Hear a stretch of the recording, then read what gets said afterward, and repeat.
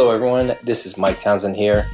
On Around the Coin this week, Brian and I discussed higher-level philosophical views. We got away from the specific categorical topics of Bitcoin and Apple Pay, and we broadened the conversation to be more about life. We talked about what it is like Brian now has a family and what it's like growing a company with a family involved, how to differentiate the focuses you have in life to make what you're working on more gratifying for yourself.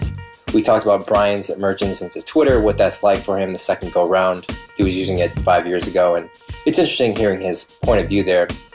Brian gave us a bit of his backstory, which was fascinating, and divulged into the seasons of life and his philosophical view there.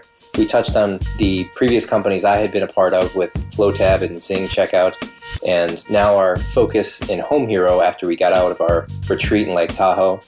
We discussed the different views on intensities of work, and then Tim Cook's recent announcement of being gay as the CEO of Apple, how that's kind of changed things. So it's actually a very interesting and unique conversation as far as our podcast goes. So hope you enjoyed. Give us some feedback in the show notes on Quora at aroundthecoin.quora.com.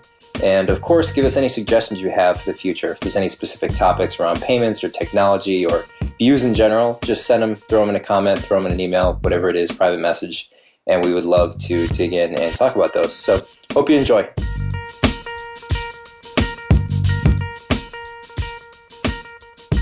All right, guys, welcome back. We have another episode. This is Brian and Mike here today.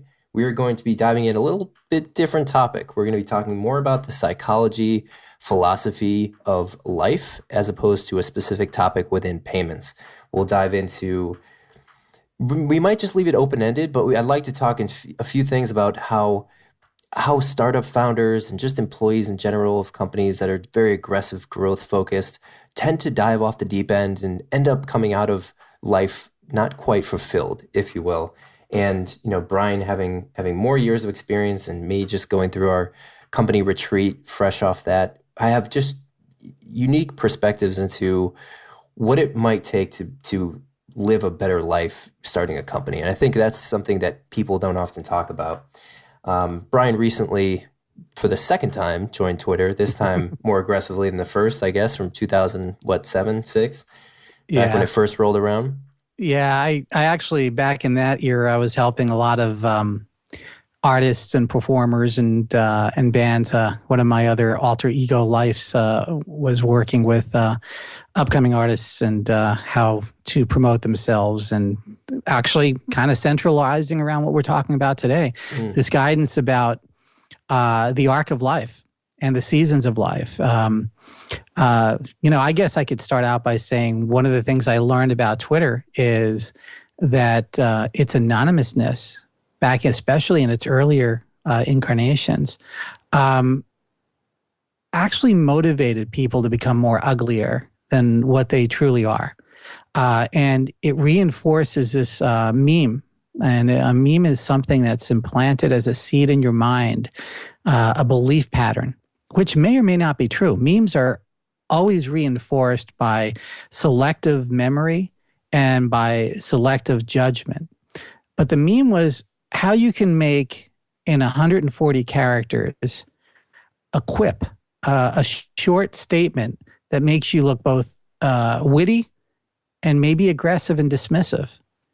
And the downside of a communication form that is forcing people to be witty, aggressive, and dismissive is, to me, not the most reinforcement that any human being really wants.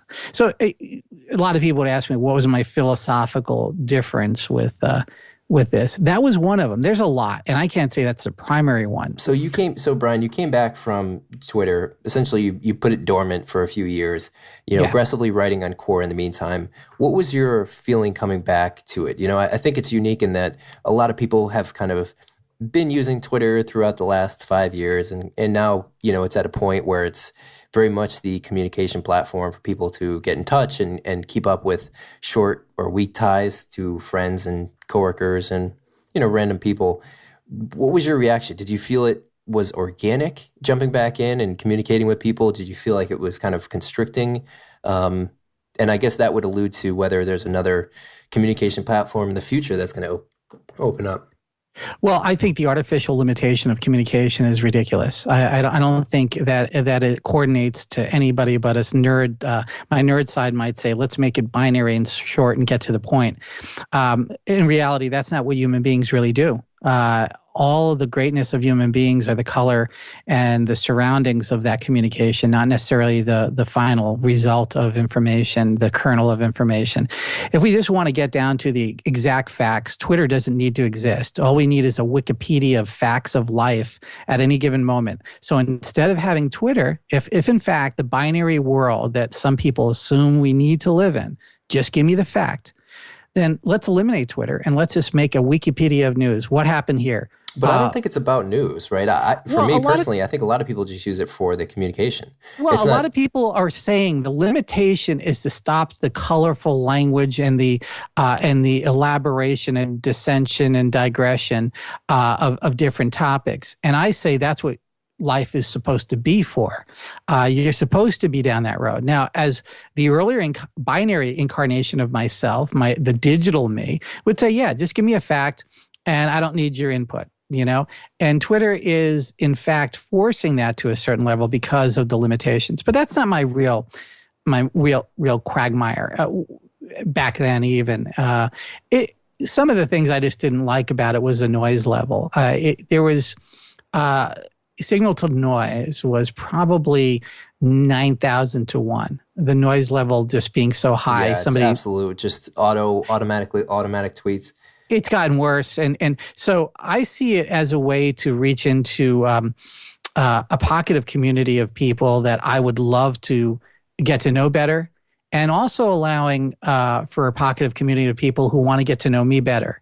I got to say, on Quora, I get probably dozens of requests a week for people just wanting to know a little bit more about some subjects that I don't normally write about, or I may have touched in one or two postings on Quora, and they're saying, well, let's go down that road more. And why do you call yourself an alchemist and metaphysician?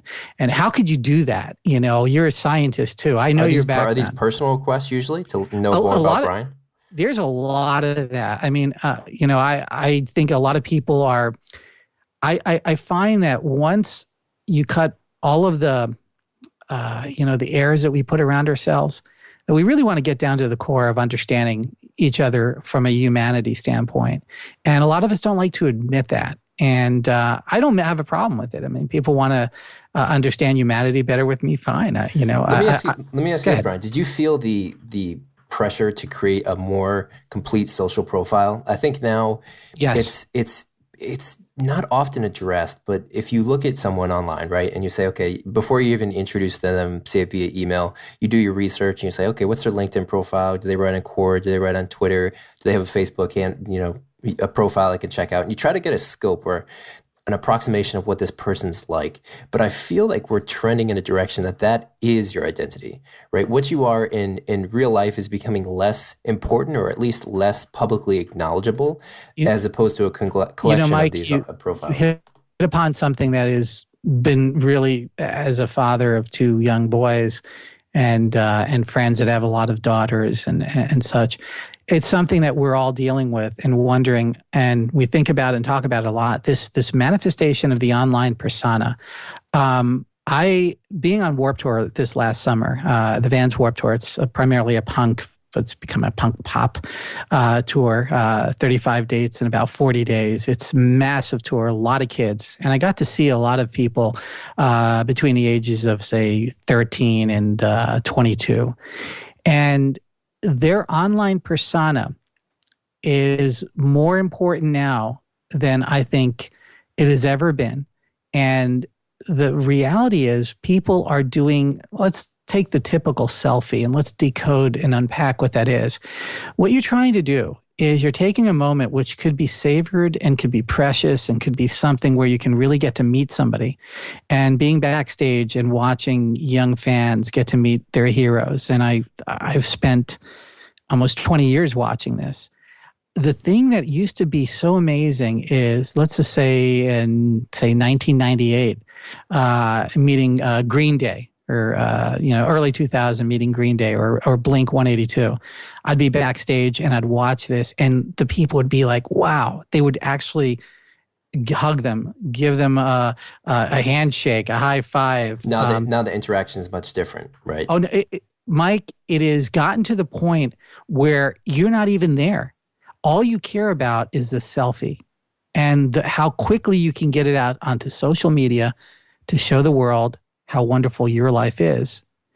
And there's this one-upsmanship that we're all participating in. I don't care who you are as a human being. When you start looking at everybody else's beautiful life, you look at their world and you say, wow, they have a selfie with this person. They got to do these cool things.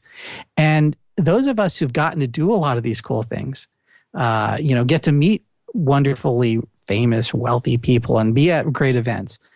They're no different than hanging out in your backyard having a barbecue. There's nothing different. You know what it is? It's really everything we do acts within our own self-interest. So that selfie you take theoretically is going to enhance your aggregate opinion, or the opinion of you of others, right? So, if I post a picture of me and Barack Obama hanging out having dinner, then all my friends are going to be like, wow, Mike is actually a little bit more important. He's a little bit cooler. He's a little bit more powerful than I previously thought he was. So it's funny you would say that. Like, you went to the White House. I was at the White House, right? And, being actually invited there and to spend time meeting with people who are essentially talking to the president minute by minute almost was mind-blowing to me.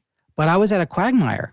If you noticed, I think you actually posted a picture. I haven't posted really any pictures of it. I don't really even talk about it other than on this show, and it's more for relativity. I use it at this moment for the relativity.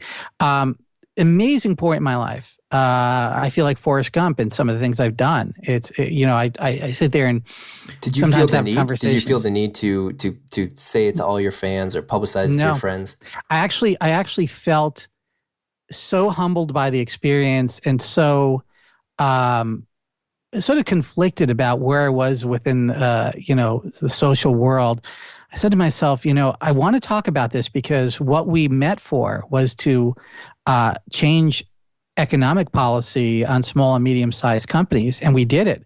It represents more than $1.5 trillion in the economy thus far, what we helped put together by one executive order, and nobody's paying higher taxes. Nobody's having to do anything other than pay their bills on time. Big companies were not paying smaller companies on time. And what we did is establish a framework where that could happen.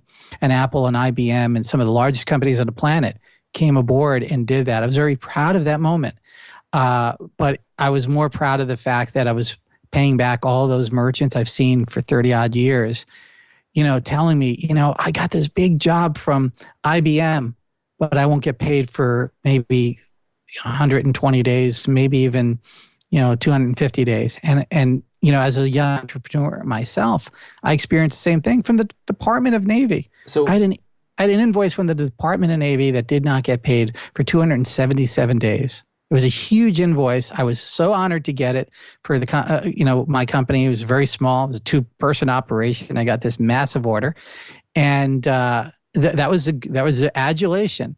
The depression was I couldn't get paid for a very long time. So you accomplished this major feat, right? Working with the White House, being in the same room as Obama. By all means, that's incredible. Did you feel the need, and if not, I can certainly say I would have, to push this out, right? To say it to your core followers, to put it on Twitter, to let the world know, because I would argue that if you don't, it doesn't help you nearly as much as if you did. Well, right now, other people, other major companies are going to see that. Different incarnations of myself, yes, and we're all built like onions, right? And every layer starts with this kernel. When we're born, we don't really know that there's others other than ourselves. The first thing you learn as a young parent is that the child believes that they are always the center of the universe. And within the mindset of every human being, everybody was a beautiful baby, and they should have been the center of the universe, and they feel that. Part of the growth and part of life is understanding how you integrate your center, who you are, and keeping that whole, and then realizing that there's a greater world and a greater connection. And it sounds all airy-fairy and philosophical. It really isn't. It's very profoundly simple. And so early incarnations myself would say, well, yeah, this is all about me, and it's all about this, and it's all about my currency. Probably about 20 years ago, I started on a journey where, if you notice, I don't have a very complete social profile. It's not on purpose. It's actually just the way it is. And some people are starting to build it and all. There's a lot of things I've did in my life that are I'm very proud of, probably as monumental as going to the White House. I speak about some of them in drips and drabs, but when I speak coherently in a conversation for an hour maybe, I do sound like Forrest Gump that was pretty much hitting a lot of things that people just can't comprehend I've done, like hanging out with Bill Gates at Comdex and talking about the future of computers when I was a teenager and not even understanding who I was with. I mean, I knew it was Bill Gates. I didn't know it would be the Bill Gates we know today. There's no way of knowing it. Or meeting Steve Jobs before he was the Steve that we knew and love at the Atlantic City Computer Fair. I mean, there's things like that. So pulling it back into sort of the practical or pragmatic, as you would say, approach to how startup founders would run their companies. I see it all the time where, you have this founder with this insanely passionate viewpoint on a particular industry or something, and he needs to solve this problem. So what ends up happening is due to, social pressures, he's in there, he's busting his ass, he's working really hard, trying to make this work, he finds a co-founder, they build it up. And you may go 2-3 years with just this insanely laser-focused mission of accomplishing your startup's goal. And I love it. It's great. I'm guilty of it. I've done it 3 times now. And what I found is now on the third company with HomeHero, just coming out of our retreat, it's not always, I should say it like this. There's diminished returns in extremely hard work, right? Putting in that extra oomph, that extra sacrifice of time. You say to your friends, sorry, I can't make it out tonight, got to work. There is a diminished returns, and it's hard to quantify, right? It's easier to look at the lines of code or whatever document you're working on and say, I accomplished this instead of, going out and drinking or going out and hanging out or playing poker, whatever it is. But then there's a loss of creativity. There's a loss of randomness, and there's a loss of being able to contribute ideas at the next brainstorming meeting when you get too laser focused on things. And it's hard to quantify, but especially as you get older, Brian, I'd say there's this importance that you're now not just the individual startup founder, you're part of a family. You're part of a company. Now, HomeHero has a community. We have 13 people in HomeHero, and Kyle and I, we focus much more now on the people than we do the individual lines of code, the individual pixels that we're designing, because it's just more important, right? If we can help 5 people become more efficient in what they do, it's more important in that individual lines of code or products that we can build. That's not to say, we're not focused on the product itself, but you can't ignore the human aspect to it. And I think it goes in terms of what you mentioned before with kids and family, is that if you don't have that, right, if you exclude that from your life and say, I don't have time for this, it actually hurts the startup portion of it, the business portion of it, right? You're more motivated to go on Quora and write that long answer that's going to take you an hour and a half if you just got done with having a great conversation or a great breakfast with your family. And I think that's the fuel that it's hard to quantify, but people don't really talk about that. It's because we have a pioneer culture, and you kind of, you take your licks and you get up and you move along, and it seems weak to talk about the feeling portion of our life, even though human beings, what defines us as human beings is the fact that we feel, is the fact that everything we do, our senses are about feeling. And why is that? Tell me. I mean, it's so true. It's just immediately true when you say it. But why is it that, if I talk to an engineer, and I talked to one of my good friends last week, he lives in New York City, works for a financial startup, and he is, the startup's coming to an end in funding, and they're kind of pivoting around. He's looking for another job. And he's talking to me about, should he go to Atlanta, work for this company down there? Should he go to San Francisco? And there's one in LA. And I'm, going back and forth with him. I'm realizing I'm feeling that we're talking about the wrong things. We're talking about salary, we're talking about career opportunities, we're talking about who works there. But what we don't talk about is what life do you want to live, right? Do you want to be the back-end engineer in San Francisco that, cranks on something 60, 70 hours a week? Do you want to be the guy in Atlanta that lives in a big house with a nice fence and maybe a freaking horse with your family? Yeah. And one Mike, is not better or worse, right? Mike, the ancients really, they had the way of seeing things through empirical observation, and nothing can ever eliminate the value of observation. So I go back to ancient cultures, some that have been around for 3, 4, 5,000 years. And I say, what wisdom can I derive from their empirical observations? This country is not yet 300 years old. Modern culture is about 150 years old. The industrial culture we're living in. 300 years from now, been on a farm. Most of our existence would be agricultural. So the human being has not evolved as quickly as our culture around us. Yet the biggest issue about it is that we think that we're disconnected from the greater world. And again, it's really easy for this to become boring to an engineer. I'm an engineering mind. I'm a nerd. I'd rather be with a soldering iron or code than to have to be with maybe the flowery things of psychology. I learned those things out of my own desperation to try to understand myself and understand the greater world around me. It was a need that I needed to have to address for my own sanity. If all things being equal, you could have locked me up in a research lab at Princeton back when I was a young teenager and never have to see the rest of the world and just leave me with the facts of science, and I would have been great. I couldn't communicate it very effectively. I stuttered a lot. I did not understand the vagaries of human nature, although part of me was an artist and I wrote songs and I performed. That was my way out. If I didn't have that, you wouldn't be talking to me right now. I don't know what I'd be doing, but I know it would have been a darker world, a more depressed world. But getting back to the ancients, the one thing that you can derive from this, very simplistic, very, very powerful in my life, everything has a season. It's not a biblical prophecy. It's an ancient prophecy. There will be a summer cycle, a spring cycle. Let's go through the seasons: spring, summer, fall, and winter. What does that represent in your life? I have not yet met an individual who is not in one of those seasons. The problem is you're in the forest, in all the trees. You can't see it. And it took human beings that I have so much immense respect for pull me out of my paradigm and my memes and to say, Brian, look, it's a cycle. And those cycles help you define and understand the world. As nerds, first thing we have to understand, almost everybody listening to this broadcast is a nerd, and they're a 1%er, not financially necessarily, but from the aspect of understanding technology and its impact and loving technology, perhaps loving technology even more than they love themselves, unfortunately.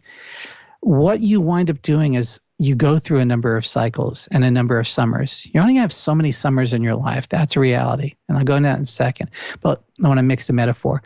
The cycle of your life is the middle of winter, right? We use this cycle. And the ground is barren. It's covered with snow. Everything looks dead. You think it's all over. And it gets darker and darker.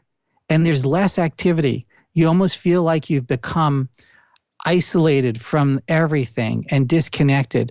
But simmering deep below the surface, and I use this analogy within the human mind and the ground, is growth and regeneration. The winter is about regenerating. And if you don't have this cycle, you will never regenerate. So when things are really bad in your life, when you feel that you've reached the end, and I'm speaking to every human being right now because everybody gets this, they really open up. When you reach the end, understand it is not the end. It is a beginning. No new doors open unless you close another door, right? So now we're at the peak of the darkness. The sun has set. It's funny. All cultures go back to this moment in time in the middle of the winter solstice where we have the sun for 3 days, just barely comes over the horizon most of the northern hemisphere, and daylight hours are so shortened. We think that those are the darkest days in an Egyptian iconography and an Egyptian, culture, and even in Sumerian culture, Indian, North American, Vedic traditions. We can go to every one of these cultures, Christian, modern Christianity. That's happens to be the moment of where Christianity, the birth of Jesus, etc. We all go to that point. We say, oh, okay, something has died. And then slowly but surely, what starts happening? Regeneration. And then slowly we're into spring. Spring is that metaphysical point in somebody's life where they have taken all that regenerative growth and they've moved forward into life. And now there's new possibility. And then summer is the extension of that. And fall is the appreciation of all of the goodness that you've done during that cycle. You get to bear the fruit, right? What is fall about? It's about the harvest. And again, this sounds ancient. It sounds kind of, maybe just gee shucks. But if you really use these basic symbolisms, you can understand your life. And so wherever you are at this moment, who's ever listening to me, tell me what season you're in. Say it to yourself right now. And if you say you don't have a season, go back and look at it and tell me, right? So now, if you're in a startup, right, it's only going to last so long. I'm sorry. And this is the thing I used to tell young bands. I remember talking, I wish I could tell you the name of the band. They were extremely popular. They were all just about 22, 23 years old. And I said, you understand that you're going to go up, and on your way up, it's going to be beautiful. But you're also going to go down. It's funny. There's a fantastic TED Talk, and I'll mention two of these. One of them is just a feeling around once you've reached that goal. Say you're in the World Cup and you score, right? You are never going to feel that good again. And No. That's the paradigm that we buy into. That meme. You will never feel that way again. Well, you'll never feel that high again. No. You'll never feel the success of your career in that sense again. I argue that is what happens is every season will change. Every element of your life will change. You will never feel that way again. And here's why. The earth, we think is solid, right? But it's really mostly empty space from an atomic level. It's not really even solid. It's mostly air. And we think that it's a foundation. You are tied to earth. It's not moving anywhere. Well, it's spinning around hundreds of miles a second. Okay, well, let's figure, okay, I can deal with that. Well, guess what? It's hurtling through the Milky Way to the center of the Milky Way. At some point, it will reach the center because the outer arm, we're in one of the outer backwaters of the universe. And at some point, it's going to hit the center of the universe and it will be gone, right? But it's never in one place because the center of the galaxy. Even our galaxy is hurtling through space. If we were to say where we are right now, 10 seconds later, we're millions of miles away. So here's the thing that we realize. Not only are we physically not in the same place ever again, emotionally, we're never in the same place. So anybody who thinks that they're living the exact same life every day, that is a paradigm and a meme that they've created. It is not even scientifically real. But I think it's all what you can feel, right? Everything when you tell someone something, all they think is, how does this affect me, right? Self-relativity. It's all relevant. So I think one of the interesting sort of philosophical views here, and I watched a TED Talk, I'll have a link for it in the show notes, is from a woman named Ruth Chang. She was a Harvard Law School student. She moved and went to school at Oxford to study philosophy. And she discusses this, in which you're kind of alluding to, is this decision of one is not better or worse, it's just different. And I think it kind of derives from, and I wrote a blog post on this, was this, and we talked about this before the show, Brian, was the evolution of the expectations. And what this one of my favorite blogs is Wait But Why, and they have this fantastic article around the happiness and why the Generation Y happiness is down. I think it's Generation Y they're alluding to. And the happiness is how they define it very simply is just your reality minus your expectations. So, if you look at the grandparents now who are in their 90s, 100 years old. They were in the World War II era. They fought really, really hard, right? They worked through the Great Depression. They put in the sweat, and they had kids, and those kids lived the life, right? They had the picket fence. They didn't even have to work in the summers. They could just hang out by the beach. And this is the way they kind of thought things were. And then they grow up and have kids. And those kids are taught the same values of their parents. But now you're at a point where if I put in, X number of effort, we'll call it, 20 units of effort, say 20 hours a week, and I get back 40, that's just the way they assume it should be, right? And this is my generation, right? This is the people probably 22 to 30, say 40 or so. And then you hear these things, right? This is a big part of startup culture is I want to go chase the dream. I want to quit my job. I don't want to work on that. I want to work for myself. I want to be my own creator. And by all means, you can, right? There's tools and, independent crowdsourcing platforms where it's much more doable now. But it's still this overall feeling of I can just pursue my dream and not have to worry about the work I put in. And you see it, in Hollywood and entertainment, all these kids will go down and chase their dream. And I think the reality that's biting people now is that it's not true. You can't put in 20 units of effort and get back 40. And you have this kind of the American specific feeling. And now we're trending on the downslope of that, right? Well, let's separate the dichotomy here. We have never lived in a period of time where capital formation has been so vastly easy. Cost of money is near zero, artificially, let's call it, but it's still a fact. It's near zero. Where an individual couldn't pick themselves up from their bootstraps and pretty much build some dream. I think that's brilliant. I think it's amazing, and I think that arc is always going to go in a rather long period. There's going to be a point where it's going to start diminishing, but I don't see that particular element diminishing. I do believe that the current incarnation of the startup model is destined to fail miserably. This idea that you move to the Bay Area and you eat ramen noodles, or some founders, I guess, steal food from Whole Foods or something, is now a popular meme. Whatever they're doing. And then, you move fast and break things, you use a Zuckerberg thing, or you become arrogant, you use a Twitter thing and maybe kick out, founders, and they were never a founder. I mean, all these sort of drama. Some of this is true and some of it's not. The realities of any business environment is that there are going to be, quote unquote, successes and failures. And this isn't about painting a happy face on a turd, right? I believe that if you live long enough, you realize that the most important elements of your life were not defined by your successes. They were, quote unquote, defined by your failures. The big forks in the roads do not really come from the successes. I've never seen it. They come from those failures. They define you. And the fact is, the wealth that you may be pursuing may not all be fulfilling when you finally get to the top of the mountain. If the journey is not the reward, but the destination is the reward. Let's get philosophical for a second, moving away from the reality of this great world that we've created where founders can be 18 and have $1 billion and all that. Now let's move into the reward aspect of this. What are you really trying to achieve in your life? If you only have so many summers, if you only have so many winters, if you only have so many cycles of your life, what is it that you really want?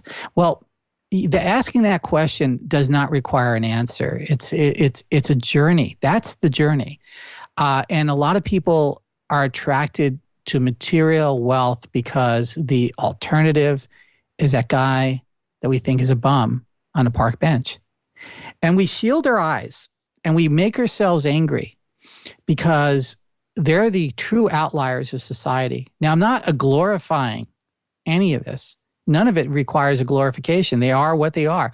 It is what it is, and it is up to you to define what it really is.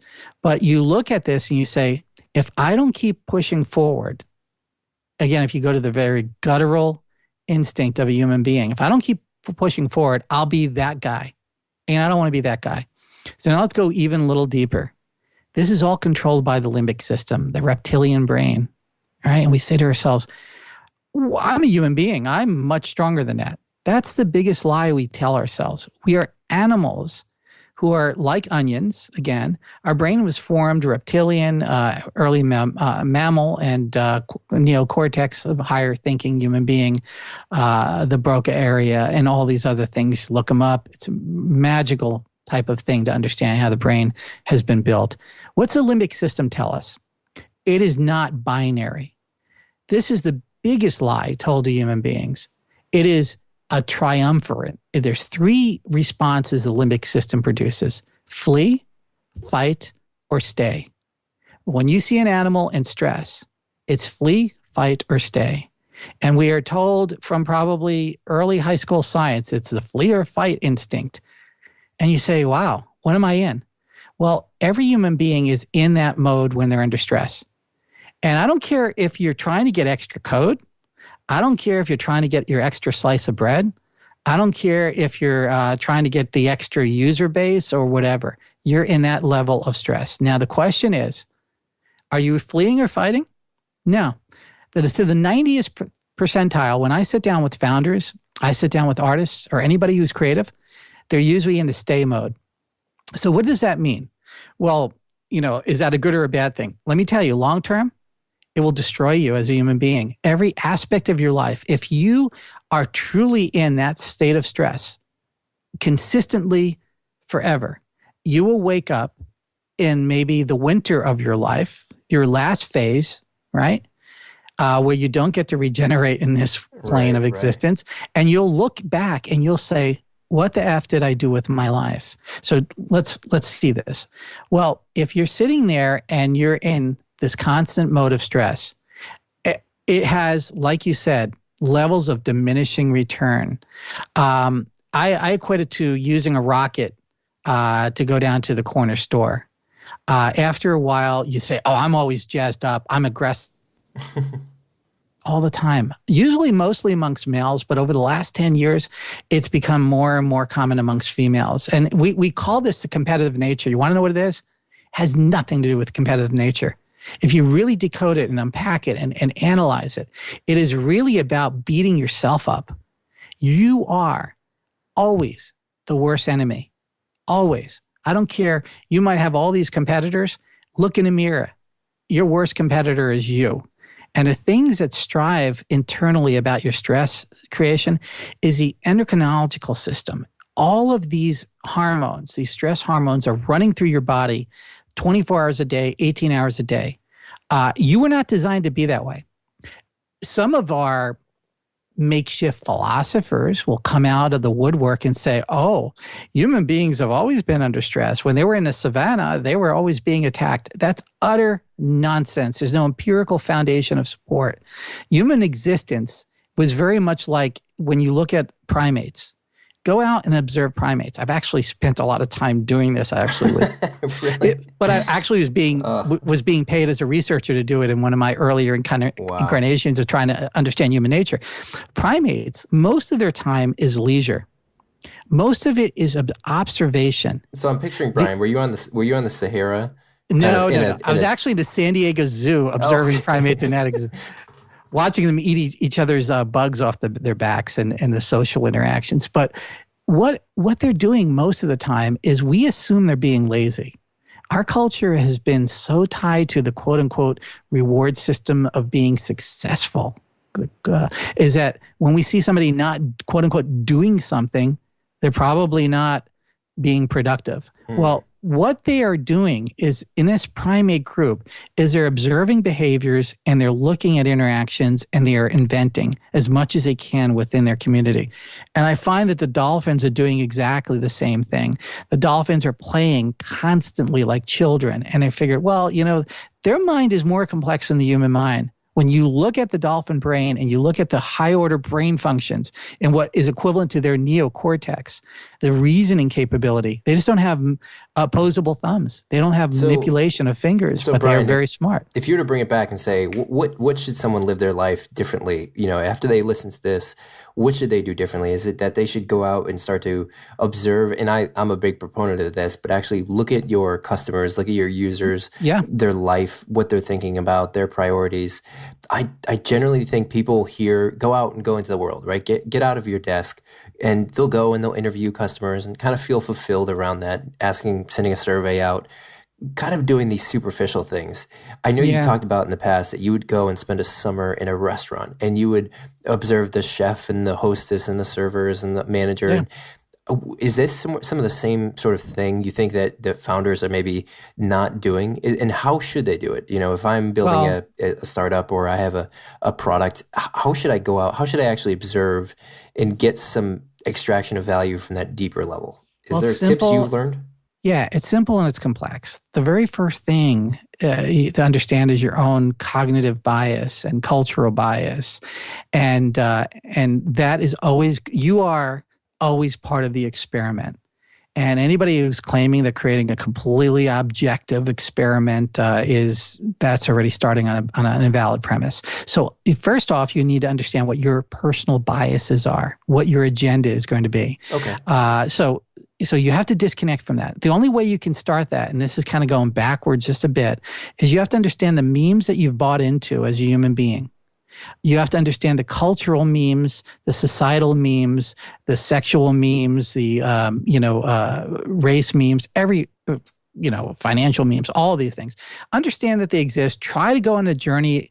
I think this is the best journey of your life, is to decode that. But understand that when you're doing observation. So you become an empiricist. Empiricism is about, as much as you possibly can, is to openly observe what's going around you and to notate that, and not to try to bias it with what it means. So why I started, every summer I'd give up a month. I've been doing this for 30 years, and I usually break it up amongst maybe 12 businesses. I love restaurants. I grew up in the restaurant industry. So I'd usually do that. And I go to the owner, usually always a client. I want to be your dishwasher. Whatever you need me to do. Okay, if you don't want to put me out in the front, keep me out in the back. I'll take the grease buckets, toilets, clean a lot of toilets, mopped a lot of floors. I don't care. I want to be immersed in this environment. It is the most amazing experience. If I could spend my life being that researcher, I would do it. Because you see where they're frustrated? Because one of my friends, a brilliant marketer, a guy named Evan Peel, and he lives now, I think, in San Francisco, and he helps startups with understanding their target customer. And one of the things he does is emphasize the extreme detail around it. So he'll say something like, and he did this with us, he'll say, okay, HomeHero, right? Our target demographic, the people that we talk to, are usually women 45 years old, and they have kids and they have parents, right? And we kind of thought that that's about it. And he would say, no, go deeper. Think about what time do they wake up? What do they wake up with? Does the sun hit them in the face? Does an alarm clock hit them in the face? Does a kid hit them in the face? Then they get up, and what do they immediately feel? Are they stressed because they're late? Are they, do they wake up early? Do they go to the gym in the morning? They go to the gym. What do they read at the gym? Do they have newspaper in front of them? Are they out running? They get back to the house. Do they prepare food for someone else? Do they just throw down a quick, cheeseburger or whatever? McDonald's hamburger? Are they on the way to work? Are they driving? What kind of car are they driving in? What do they listen to on the radio? When you start to think about all these things start to finish, you may not have an answer. This is brilliant. But you pick one. You pick one person They always say, writers will say, I write for one person. And Kurt Vonnegut, one of my favorite authors, he'll say, I write for, I think it's his uncle. He's like, I write for my uncle. And of course, there's a lot of other people like your uncle. That's why you have a lot of readers. But it allows you to just dial in on one person. And I think that's such an important thing, I think that's probably some of the best advice I've seen. This was taught to me just about 28 years ago. And, talk about running companies. At one time, the culture you have to build. I was responsible for over 3,000 salespeople, 25 technicians, maybe just about 100 odd other people and running companies. And, when you're first forming a company, it's all about you. It's all about your personal experience.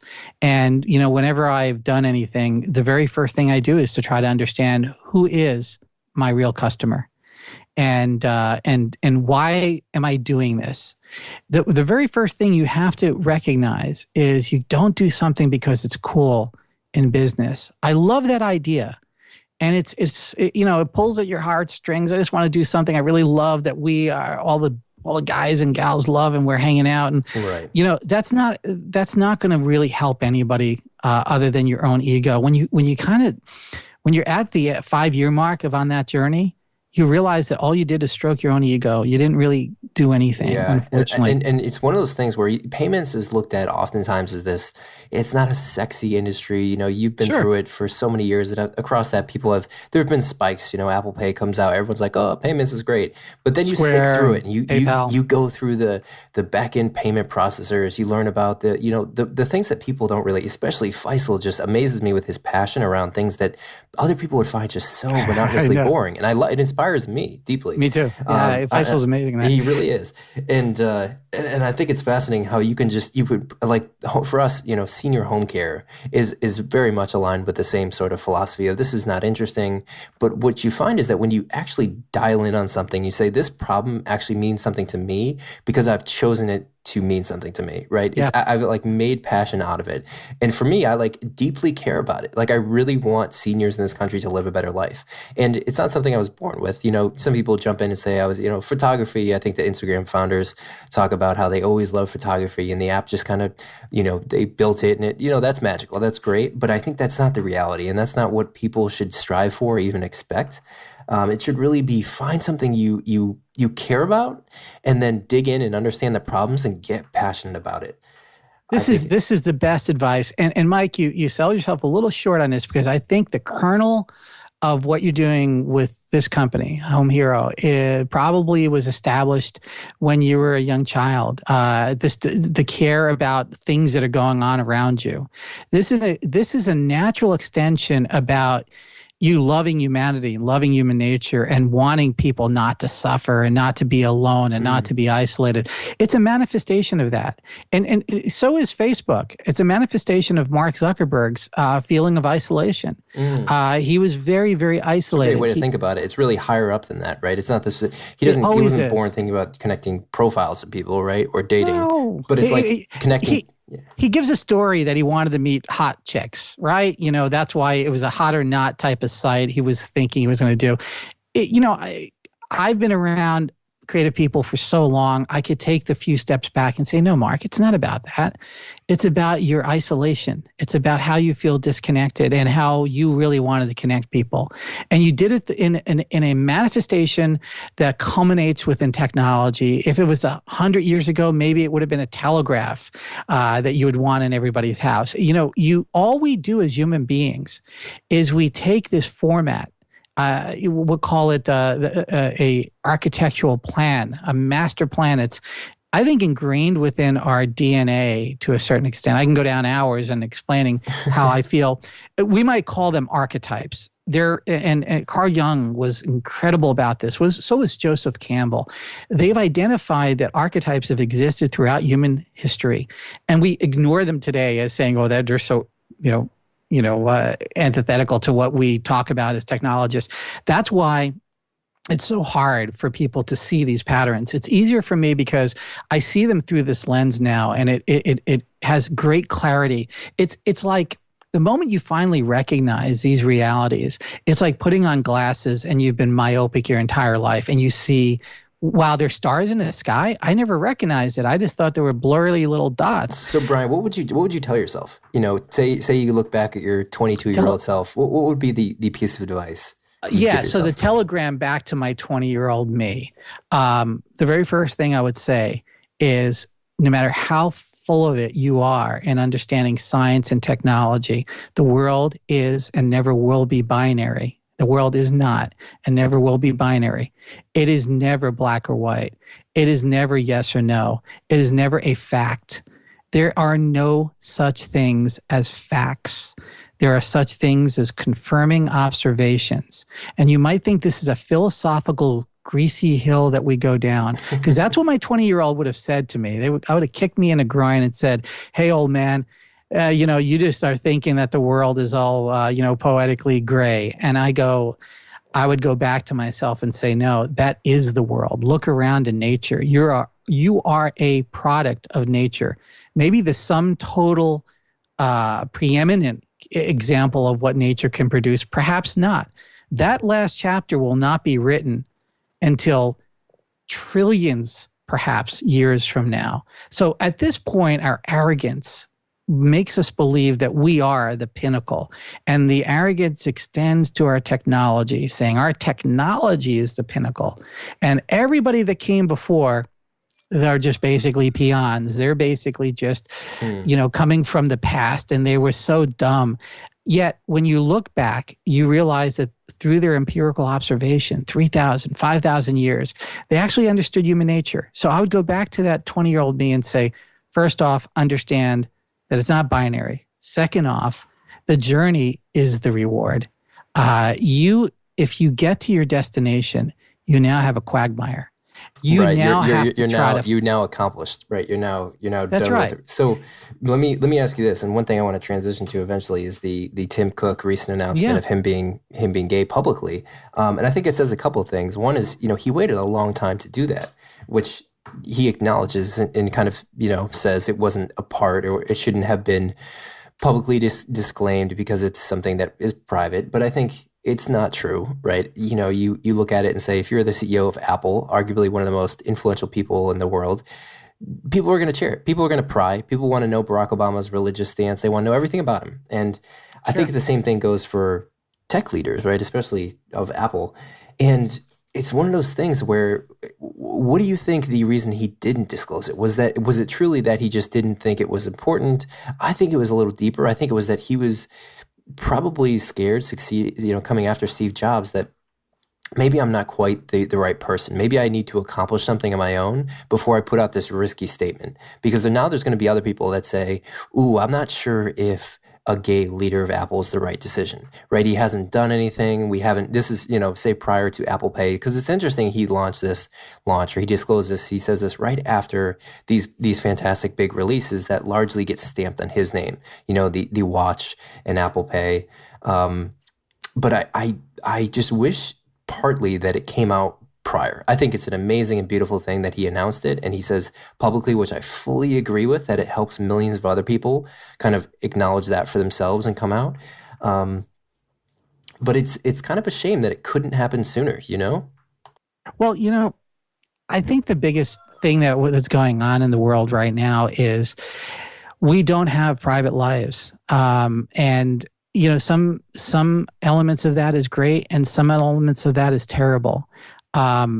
Human beings require a certain level of privacy, and we think about privacy sometimes from a political standpoint. Well, if you aren't doing anything bad, you have nothing to hide. That's not what privacy is about. In studying any animal, even animals have virtual areas of privacy, and it's not just going to the bathroom or something like that. These are areas within our domain where we can recuperate. And again, we talk about the cycles of life. Those cycles take place throughout the day. Cycles are nested like these little Russian wooden dolls. And when we're exposed 24 hours a day on a social network, and we create personas that are more important than who we are as human beings, we start, exaggerating things in our life or over accentuating. The fact is, there have been a lot of homosexual CEOs, and the fact that somebody can pronounce that today politically and live with it is a testament of an enlightened environment that we're under. Yeah, it really is. And, kind of switching gears a little bit, but I recently watched an interview with David Goldberg, who is the husband of Sharel Sandberg. David's the CEO of SurveyMonkey. Sharel's the COO of Facebook. And one of the things they talk about is their private life and how to maintain that. And he says very specifically, he says the weekends, particularly Saturday, is our day off. And he shuts the door to anyone out there. He doesn't answer emails because he knows if he answers emails, his employees are going to answer emails, and then they're going back and forth, and no one has a day off. And he's like, this is our day to just recover and recuperate. And if you don't give yourself that, it's hard to feel yourself actually recovering from the week. But it is this inherently extremely valuable thing. The other thing I wanted to touch on, Brian, before Well, let's hold on that for a sec. And again, you know, in our culture of competitive, what we believe is competitiveness, and I would argue most of the things defined as competitiveness is just our own ego fighting ourselves. And I think if you dig deep enough to any massive personality who says I'm highly competitive, you can almost look at them like a child, and you almost want to give them a hug because they're so misaligned with reality. It's not competitiveness; it's their own self-destruction in a lot of ways. And I'm not anti-growth, anti-quote unquote competitiveness. I'm just saying that you really need to define it correctly. This idea that anybody can work 18 hours a day, 7 days a week, for years, is absolute BS. Because I will tell you, just like a ball will fall to the ground, there's gravity in human behavior. At some point, if you don't sleep enough, you don't eat the right foods, you don't drink enough fluid, you don't exercise, you don't recharge or regenerate, you will destroy yourself. It's funny how the opposite goes true, where what's praised across the valley and across just tech in general is, the kid who never exercises because he doesn't have time because he's working too hard, right? That's generally what gets praised. You want to know something, Mike? Here's the thing everybody forgets about. Let's visit that kid 35, 40 years from now, and let's see what he looks like. See, that's what we forget as a culture. It was one of the reasons why I was drawn into the music industry. Young artist, I realized that we eat our young artists. And I would talk, as myself experiencing that and seeing it amongst a lot of people. I later became involved in this industry to help people and manage their life and career. I call it the long arc, and I spoke about this earlier. Whatever goes up goes down. I don't care who you are. I don't care where you are. At the end of the day, you will die. Okay? So even if you think your arc is... Yeah, that's right. Even if you think your arc is going to be so great that the only time it will ever go down is when you're dead, good luck. All right. But what I'm saying is, when we're watching somebody burning themselves out and we somehow say, wow, that's inspiring, it is to one level. It's disinspiring to another level. Now, I'm not arguing that everybody should go back to this, sort of way of living where you have 8 hours a day and you go home and you have, a 1950s sort of existence. But, there's some elements of that are important. For example, and within my life, I think that about 260 I don't know. Let's just call it at least 260 meals I spend with my family, at least 2 of those meals. And the thing about it is, between the ages of 1 to 10, they go by very, very quickly. If you're listening to my voice and you have a child between the ages of 1 and 10, and you don't spend a couple of meals with them a week, I mean, a couple by, let's call it 6, 8, out of how many meals you might have, you're missing out on the most profoundly important aspect of your life that you'll ever have. It's also one of the biggest creations, right? It's the thing that, you can create a business and that's great, but also what is left, imagine creating the next person who then creates the next awesome thing. No matter how much you think you're going to cheat the season of your own life, you won't very much cheat it. We can go philosophically, maybe what I think is going to go on after that. And, we could talk about, the ultimate cyborg and Google holding your essence we'll as a save search that engine. For part 2. Right. But in reality, you're given the most important things the most valuable things you've ever will have in your life will be given to you for free. You will not understand that, unfortunately, until you face your own self in the mirror. The hardest thing for anybody ever to face is himself. But we will, especially as guys, we'll reject this. We'll look at our image. Oh, no, I can do that. No, you can't. One of the things I did with sales very early on, a little side business thing here, is I would stick every person on the phone that had to call up a merchant or a customer in front of a mirror. I was known for putting people in front of mirrors. And I go, when you're talking to customer, look in your eyes. You want to know how many people left? I would have 30% of my salespeople on the phone leave. They couldn't do it. I would sit there and I say, look in your eyes. Yeah. Couldn't do it. I watched linebackers. I've watched weightlifters cry like babies when they had to look in their own eye and get on their phone. They couldn't do it. Why? Because this is the one thing that's very challenging for us, getting down to the core of who we are. We believe we are our past. We extrovert that. We put tattoos on us. We wear certain clothes. We have a certain look because we want to somehow externalize that and say to the world, I'm my past. Well, guess what? You are not your past and you are not your future. You're right this second. And most of us bundle up our past in this little duffel bag and we say, look at all the crap I've been through. And we throw it in front of ourselves and say, that's going to be our future. Yeah. And that is one of these lies that we live. And so as a founder in a company, we look at our past. If you're an immigrant experience, for example, recently to this country, you come from a very poor part of the world, you don't want to live like your forefathers have lived. Well, guess what? You probably won't. Even if you totally randomly, quote unquote, screw up, you're probably not going to live in that dirt shack. Yeah, of course not, because you're in a different situation. But that's what drives the fear within the minds of so many people, is that they believe that this is going to happen. Or let's talk about scarring. Every human being has been scarred in some way, and we unfortunately hide that from ourselves for most of our lives, most of us. And we put it in a duffel bag, but that's in a locked safe.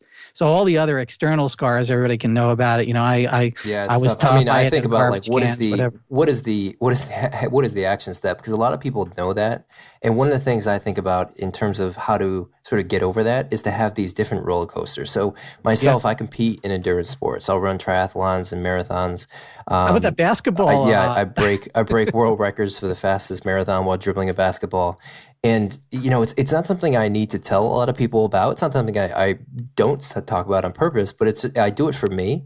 And what I found is that because you go through these really low lows and really high highs in starting a company, you need this sort of this opposite train, right? The chances of me being really low in both endurance sports and business are low, right? They kind of equalize each other out. They're, you know, the sine and cosine waves.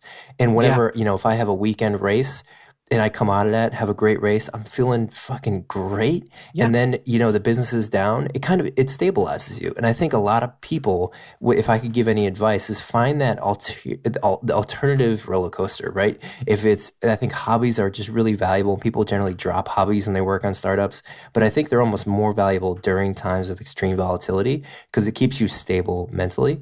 And I would just say, whatever that sort of competitive nature is that's equal in importance emotionally to you, you know, like appreciate that and build on it. Well, because I'd say without long distance, that alternative, I'd be, dude, I don't know where I'd be. You'd be lost. And that defines you as a human being. It defines you as a person.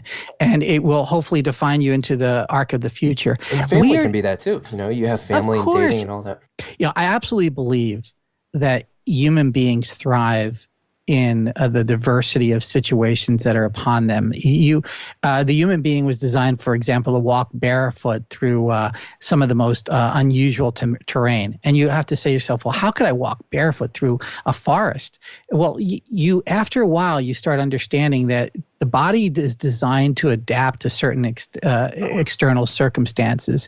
And you start saying to yourself, there are a lot less limitations than what we think. The things that we see, for example, what you're doing in trying to break records, is you're creating yourself as the example of where humanity can extend out to. We don't know how far our boundaries are until somebody surpasses it. And I genuinely believe it's like 10 times more than you think it is. It always is. And I happen to believe that life, wherever I've looked on this planet, in the bowels of volcanoes to the nuclear dumps within Chernobyl, life exists where humans have said they couldn't exist, because life will overcome. And guess what? We're a manifestation of life. We will overcome everything. Unfortunately, because of our science, because of our technology, It may not be humanity. Yeah, Brian, this is beautiful stuff. I hope it's humanity. And it's like the reason we started this podcast really is to help people get a different perspective, not just in payments, but in technology and in life. And I'm really glad we decided to do this sort of philosophical step back today, because it hopefully gives people the view and perspective that they don't often get, right? You're not going to get this from TechCrunch. You're not going to get this from other podcasts. So I think this is a great one, Brian. I'm excited to get this I got to leave somebody who's listening to this, and I'm talking to you, whoever you are, with some homework. And this was left for me on my doorstep as a gift many, many years ago. And I don't have an answer, and I don't think you'll ever fully get an answer to this, but it helps define you. I don't care if you're Mark Zuckerberg, Bill Gates, or somebody homeless. The question would be, who would you be if you woke up tomorrow morning and forgot all of your past? You still have the same skills. You still have the same capabilities, the same intellect. Wow, that's a great question. Everything is gone. Yeah. All of those things that you thought were you are now gone. Who are you then? That's a great question. We'll leave it with that. There's one more I got to leave you with, because there's an ancillary to this. What would happen if everything you ever made, everything you ever created was gone? Who are you then? So what I'm trying to say in these two questions is, who are you? Who have you defined yourself to be? Because these are very, very transitory definitions. And once you start going down the journey of understanding this, I think the most profound one, the one that had the biggest impact on me, was what would happen if all of your past was eliminated? All the hurts, all the pains, all the adulations, all the greatness was gone. Yeah, would you really be you at that point? What a profound question. Well, all right, yeah. We're going to leave it with that, and hopefully we affected some people's lives today. So thank you, Brian. Really enjoyed this one. Thank you, and Mike. I really appreciate it.